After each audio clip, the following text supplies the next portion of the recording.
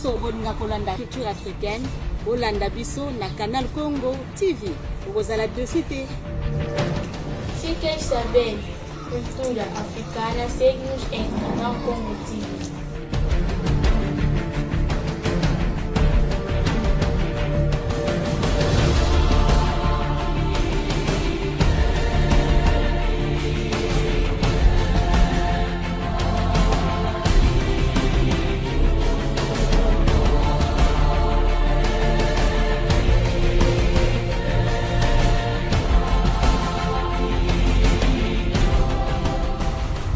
Voulez-vous découvrir les merveilles de la culture africaine?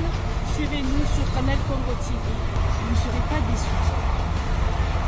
Canal Congo Africa is good.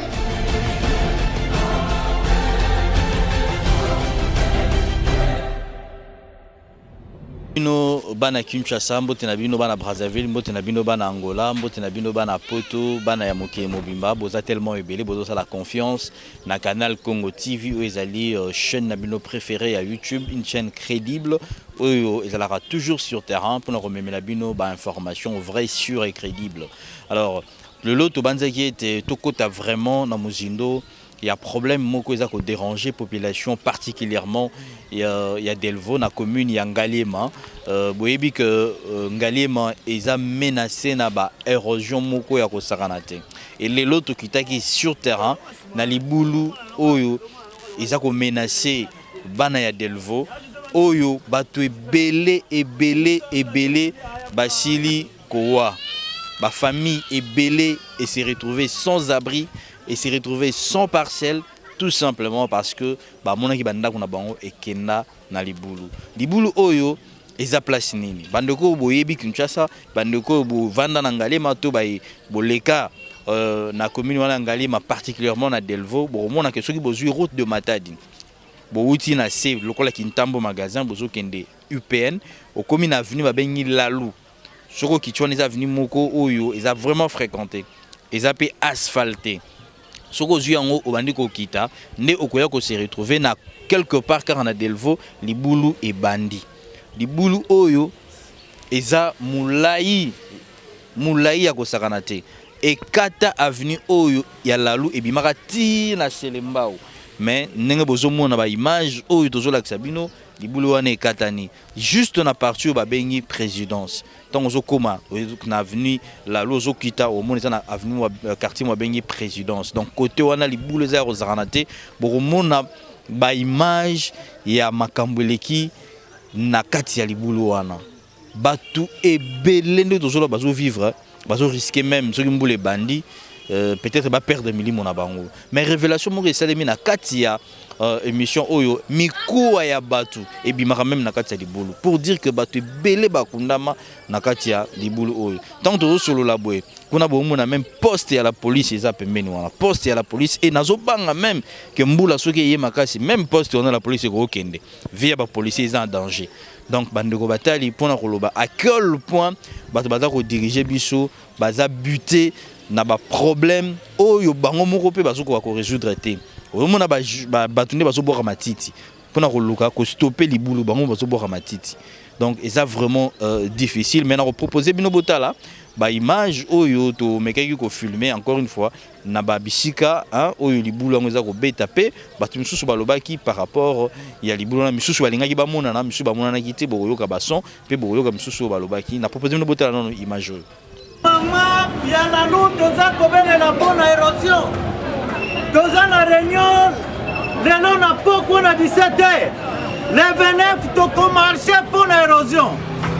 Il faut président Tshisekedi aille bali kambo. Oui, c'est ça. Au monde.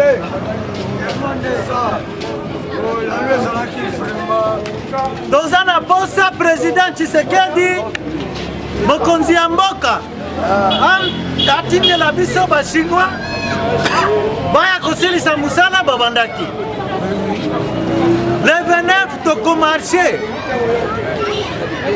le 29 toko marché parce que awa biso ou les avana ba tolo kenda osalile za boso tali kenda za image omona kendo mabeza bandaka ba tebe ke ba be ba tike ba bandaka ba kenda. Mbote papa, journaliste. Na balabala ozo sensibiliser pour na érosion. Yebisa biso na no bolingi nini pe nini za koleka. Toza na commune Angaliema, quartier Punda, debout de Delveaux, sur l'avenue Lalou na Delveaux. Tozo sensibiliser Batu po na érosion bolikango. Érosion oyo e umeli depuis to marchaki na 2011. Yangonde ancien président Kabila atindaki Batu baya ko sala. Basala ki 300 mètres sur 1500 mètres. Soi-disant problème à moyen. Mais ce n'était pas le problème des moyens, c'était un problème à volonté politique. Alors, tozo sensibiliser Batu pour que président Tshisekedi aye balikambo na biso. Yangonde tozo projeté marche le 29 août. Toko marché puisque toko meli bango mikanda ba répondra kate ba ya kapete. Pour votre information, regardez même à côté, il y a des constructions anarchiques. On a écrit même au bourgmestre qui, soi-disant, un natif de Lalou, hein, il n'a jamais répondu, même à une correspondance, même ne fût-ce que venir regarder ce qui se passe dans son agglomération. Vraiment, nous sommes dessus. C'est regrettable que toute une grande population comme ça soit abandonnée. Merci. Merci, papa journaliste. Merci, papa journaliste. On peut s'en la parole. Bon, situation autour loba, to loba ngo kala. Soko tali na suka kura yangwezo ya on dirait guerre, on dirait Hiroshima Salama ou on dirait boto ebité. Yango tozo sala. Président ebisinga que le 29 toza na marche, c'est bien. Donc marche pour na parti politique, pour na unité, mais to marche pour na ba ko sala biso érosion oyo. C'est bien. Soko tali libulu et banda musika eyaka président Kabila après ça mon solo basala on me basuki ça et soit kana kati boye et si là au moins entre yo ezaka entre normalité entre de ba chinois de ba fabricant entre zalaka ya kati boye yango tozo senga kaka président Fati tant balobi que le peuple d'abord ba peuple nde baza koto biso nyoso yo mo mona ka ni somona yango lo bela kutu te déjà idéologie donc ba achaka ka moi linzaka wana ba ya basala biso kaka érosion ti na maya makelele e ko faciliter penzela et que petit selemba et ça facile donc elo ka to senga pas Fati yango wana ka le peuple d'abord. Alors, awa pe place tozali bato bavandi ndenge boyoki ndeko moko azali koloba kuna na commentaire sikoyo elenge moko pa zali ayi pa vandi kara na juste ndako na bango eza na libulu awa mwana mboka mbote na yo mbote. Alors yo zali awa vandi na banani Na fandi na famille. Na fandi na famille na biso awa. Papa na maman bazali awa. Papa na maman bazali. Alors depuis bo vandi awa ici boyoka solo to pe bomona bato bakufa na makambo érosion. Ebele. Tout le monde a battu bakufa baze belé pour ba Mikuwa batu pe zalaka awa. Mikuwa batu za na kati libulu. Eza makati ya libulu awa. Mage tunesko libulu ne kunda mara ekundi yango. Yango mona na suti. Mais siko tango bino bovanda ka boye bozo banga te solution ezate bozo mona te ke lobby mabeko yoko yela bino. Awa to banga suti dato misana. Pour moi to kende sous ba place musu ezara suti po dato misana.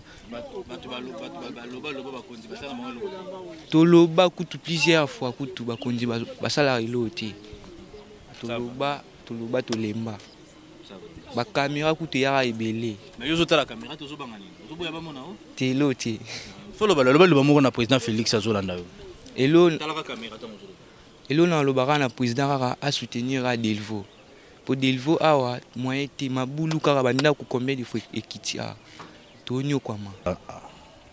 Ndaku bozo mona izanda ku bato baone ko vanda mais bato bakima po tala ndenge za libulu tala limite papa l'accès limite l'accès limite kuna tala ndenge comme na érosion et bato boye ba vanda so ezate bakima penza na biso bakima batika ndaku boye makambo tozo lakisa mo ba pasi bato belé bakufa ndenge boki bande ko balobi Mikuwa kute ba mso mona naka pour comment le roi cimetière ya batu belé on dirait ba contre lemba nango solution zo mwana te ndeko yaka to pousa na ndeko yaka wana bozomona mbana ba vandi ko to batu bazali ndeko wala accepter ba image bozomona to ça la peine en temps réel donc sans que tout bakisa makambo to za la peine sur terrain pour que tout l'accepter ce qui se passe na niveau ya ngaliema ta la fondation Ndaku ebukana o Ndaku ebukana ezate ko bato ngasiko ya ngwana Ndaku ebukana bato bakima nde naso l'accepter ba image bozomona pe ba image oyo ndenge Ndaku ebukana alors que Ndaku mususu ya ngwana eza pembeni bato mususu batongi pe malgré Erosion mususu batongi ka pembeni pour place à kokende ezate ko futela na kishase koma passe ya kosakana te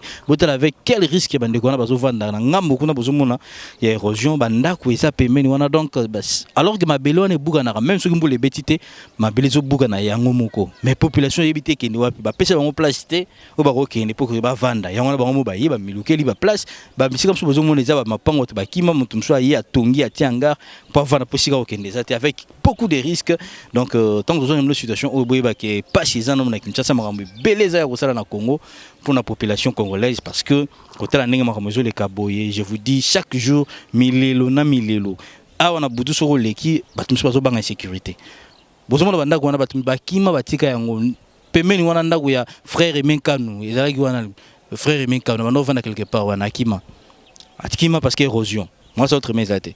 Donc, bon témoignage sur Zoa et Bandeko. Justement, les boules oyo, bah candidat député belé bayaka. So comme maramba élection, mon abon bah comme oya, bah comme le gaba sac. Mais ça situation mogo oyo, bah candidat député bah okokate. Et ça problème d'État. Et ça problème y a mboka. Il faut budget. Bah chinois bayaki, boki bah tuni bah zolo, bah chinois bayaki. Mais bah koki ko silisa yangote parce que il faut mbongo, il faut pas investir. Mais problème c'est les appels plaidoirie moto sala. Bato bazo vivre tout au long y a les boules oyo. Les boules au boucan même la période des langues. Imaginez maintenant que Mboula est Bandamakasi. Donc ça veut dire qu'il y aura des sérieux problèmes et bah vie à Batu est vraiment menacée. Donc de peur que Batu ba koufa. Alors est-ce que le temps ne peut pas envisager déjà dans la minute où qu'on a espace moko pour na kotia bandeko wana ba vanda parce que ceux qui Batu ba koufi lisusu la responsabilité incombera toujours dans l'état où ça gérer la res publica. Donc il est important que ba kondi boilanda plaidoirie oyo botika situation oyo évoluer boyete parce que bato bazo perdre non seulement mapango na bango mais bazo perdre également ba vie na bango oyo l'état osa censé ya ko sécuriser. Je crois que ba interpellation oyo est comme la ba konzi. Mais il y a encore une autre chose. Bourgmestre ya commune Ngaliema osa interpeller Bourgmestre ya commune Ngaliema plaidoirie ni nozo sala auprès ya ba autorité ya ville pour que bango pe na niveau na bango ya ville ba sala yango na niveau ya gouvernement central. Donc pour vous dire que il y a des choses oyo ko lega na mboka oyo on sent comme si il y a pas de volonté. Kabila a essayé de faire quelque chose. Bandeko Babeli na chef de l'État Félix Tshisekedi. Vous avez intérêt ya rosunga peuple ya Ngaliema particulièrement à Delveaux. To annoncer bino parce que balobaki yango il y a une grande marche oyo ko bongama le 29 ya mois oyo pour protester contre attitude ya bakonzi vis-à-vis ya liboul ou ezako continuer toujours comme menacer ba vie ya bato. Donc tokozala na sur terrain to l'axabino ba image oyo ne bato bazako marcher contre, je dis bien contre attitude ya bakonzi par rapport à ce qui se passe na niveau ya liboul oyo. Donc vous avez intérêt ya ko bundela peuple congolais bozelaté ba élection ya si moboya koko ça va na ba sac au biso ba député au biso ba candidat député parce que awa biso ou les aba na ba de kenda ça les aba so tali que dans sa image on a que non ma beza banda ba te que ba ba tike ba banda ba. Alors te rappeler que liboul o ba pesa ngo kombo ya Erosion Bolikango tout simplement parce que Ndaku ya Bolikango boyoka ke wuta makambo indépendance bato ba bundaki na Kasavubu Bolikango Ndaku ne salaki ah donc ça veut dire que comme les boulou moko un peu historique et au fur et à mesure que bato bazako occuper yango te bakonza ko occuper yango te banda ko belé ya bato ko la menacer et quartier à Delveaux beaucoup monde a se retrouver pays Delveaux ils a société voilà bandeko o to ngaki to la sabino boto boza ko landa biso de partout na bino bato boza na décision ko zwa pour na mboka oyo botika malamu merci na équipe technique nyonso ya Canal Congo TV merci na héritier merci na Kiro merci na bandeko nyonso bandi biso merci pe na direction na biso ya France et pas yo papa Clément na maman Jeanette Samba à très bientôt.